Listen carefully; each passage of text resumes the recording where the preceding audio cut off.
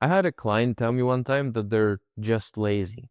And if you also ever tell yourself that you're just lazy, then what if I told you that you're not lazy, you're just lost? Because you've actually subconsciously made it your goal to be lazy for reasons you're not even consciously aware of. I know it sounds controversial, it sounds ridiculous and crazy, but if you are an entrepreneur and you sometimes feel lazy because maybe you struggle with procrastination or you lack energy, consistency, maybe you're not driven, then in this video, I'm going to show you how I helped my clients overcome procrastination and become consistent, and how I also myself never feel lazy because I wake up I wake up energized and driven, and I am consistent and productive, which I'm grateful to say, by the way. And well, to do so, I will walk you through these 4 steps so then by the end, you get to the root cause of why you feel lazy.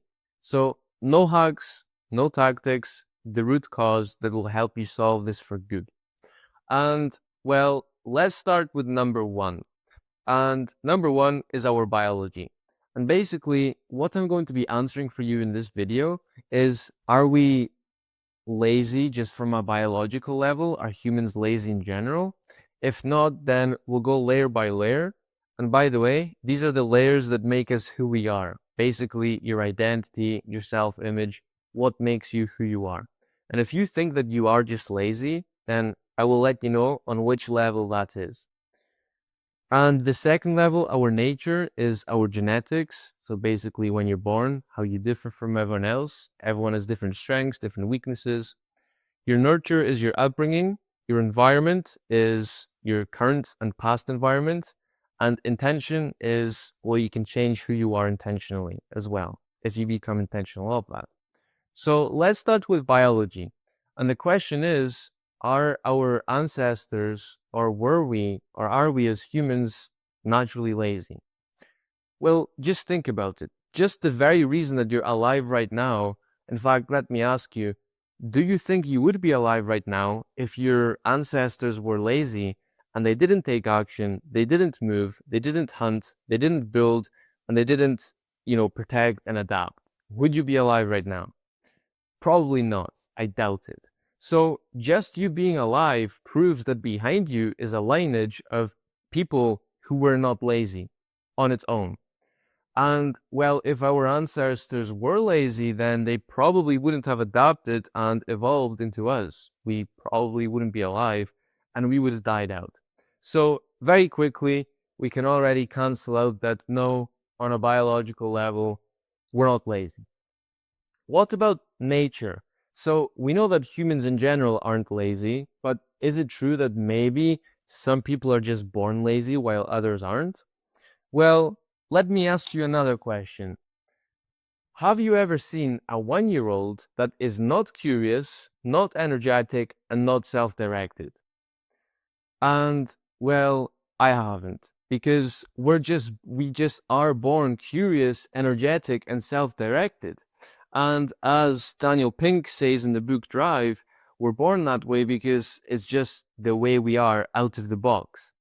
And if by age 14 or by age 40, he says, we're no longer curious, energetic, or self-directed, it's not because we are that way naturally, it's because something has flipped our default setting. It's turned these things off, basically. And because of that, it's become your goal to be lazy. I know it sounds ridiculous, but we're about to tear this apart right now. And to explain why it's your goal to be lazy subconsciously, imagine you're driving a car, and this car has flat tires, and overall it's just not in good shape. But it's the car that you've been driving for a while. And so to your brain, it's familiar, it's comfortable because it's the same old. And so your brain actually wants to hold on for that car for life. Even though it's slightly inconvenient, it's familiar. Whereas if you were now to get a new car, it's no longer certain, it's uncertain. And if you were to take your new car to a track, you can no longer blame your bad lap times on the car. It becomes your fault. So you can maybe see where I'm going with this. And that's that we use lazy as an excuse. And the thing here is that this can go really deep because most of us don't consciously use I'm lazy as an excuse consciously. Instead, it comes from our nature, our upbringing. So we know that no, it's not true that some people are born lazy while others aren't. We're not born lazy at all. Once again, we're born curious, energetic, and self directed. But some of us we come to believe that we are lazy. We still aren't lazy, but we come to believe we are. So we act how a lazy person would act. Basically, doing a whole lot of, well, nothing. And the way this works, by the way, is that by telling yourself that you're lazy, you avoid failure. And if you avoid taking action, you avoid failing. And so, well, you can blame your lack of success or lack of progress on being lazy rather than you being, bad or something. And let me really explain this to you in a simple way, because by using an extreme example. And the extreme example is that some people are not born, they develop something called overpraised child syndrome. And this happens, for example, when a child throughout their entire childhood is praised, which, isn't a bad thing. They never receive constructive criticism. So basically, they never learn to deal with criticism, and instead they spend their entire lives just being praised and complimented. And because of that, some children that have such a nice childhood, too nice, they come to see themselves as special and smart.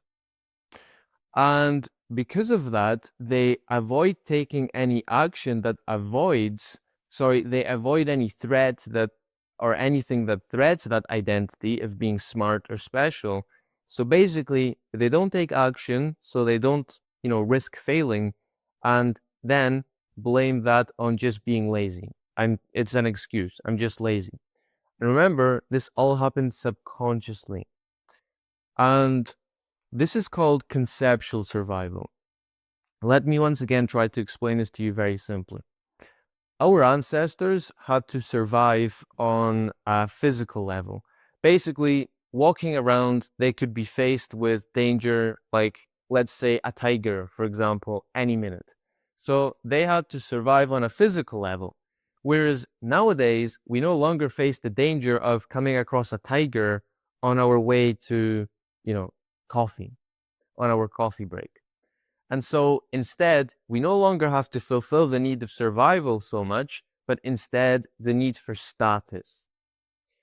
And we do this by essentially coming to see ourselves as, well, that depends on our childhood and various other things. But basically, surviving at a conceptual level means you try to survive your self-image, your self-identity, the way you see yourself. And let me use an analogy to try and make this simple. So imagine you had an avatar in a video game and you spent your entire life upgrading that avatar and choosing its traits and, whatnot, whatever it be. And if anyone threatens to downgrade your avatar or just, I don't know, criticizes that avatar for being terrible or something, even though you are not the avatar, you may react as if you were, and you may react as if you were facing a real physical threat. Because remember, we no longer try to survive, our bodies. Our self-image becomes our body now, because we know we're not really faced with the physical danger once again. And let me give you another example. This is why Samsung and Apple users, if they're really diehard fans, can argue sometimes, even though they are not, part of Apple or Samsung themselves. So for example, if an Apple user tells a Samsung user that Samsung is terrible, if they're a diehard fan, they may defend Samsung as if their life depended on it because they've come to identify with Samsung. So they're trying to survive their self-image, their identity of being a Samsung user, a Samsung fan, that they defend it as if their lives depended on it, even though it doesn't. And this is why people so often argue without even realizing why at all. And, it can become really ridiculous. And so that's that. We aren't lazy innately. We just come to believe we are lazy, so we act like a lazy person would act.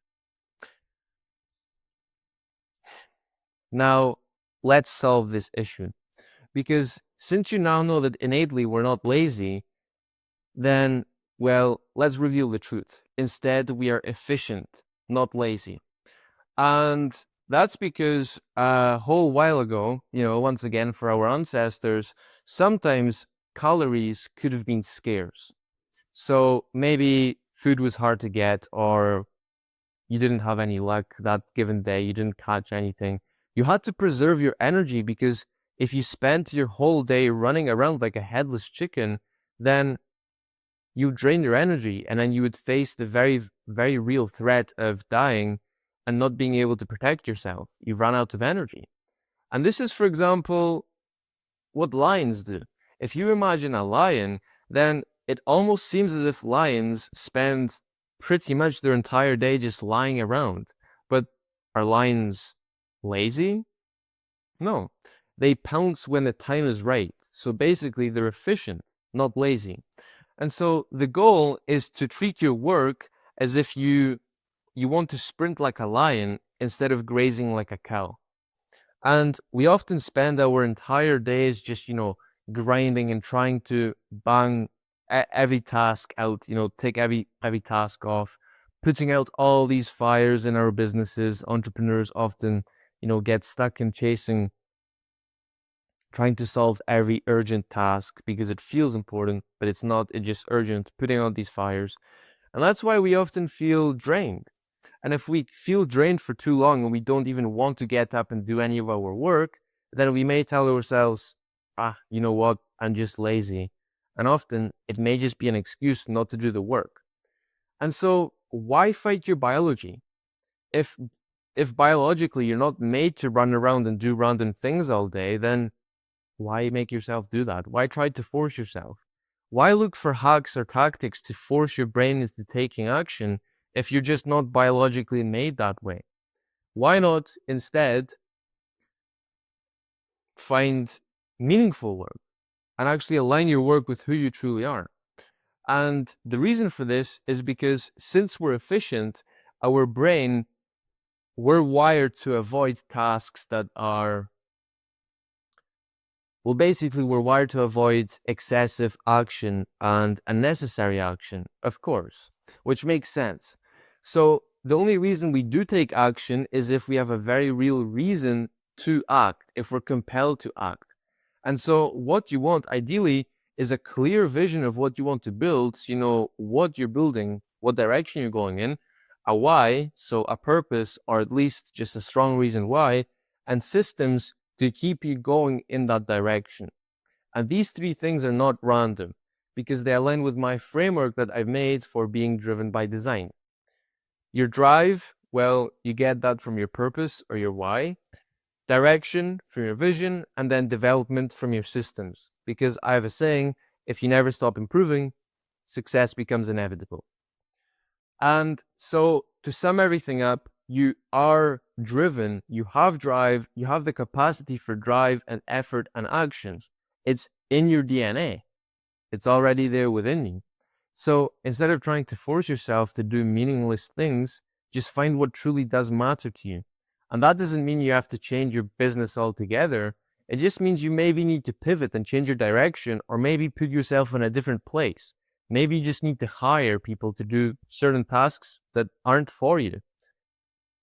There are many options, and really it depends, which is why I'm currently offering free consultations. You can get a free one below if you would like to. But as usual, whatever you decide to do, I wish you all the best. I hope this truly has helped you, and you can use this to hopefully change your life. And just to finish everything off, I have a quote from Naval Ravikant that kind of aligns with the whole lion versus cow idea. And he says, knowledge workers train like athletes. sprint, then rest, and reassess.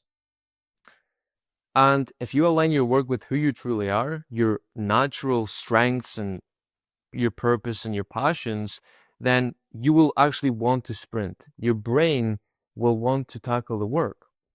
So with that, once again, I wish you all the best, and until next time, ciao.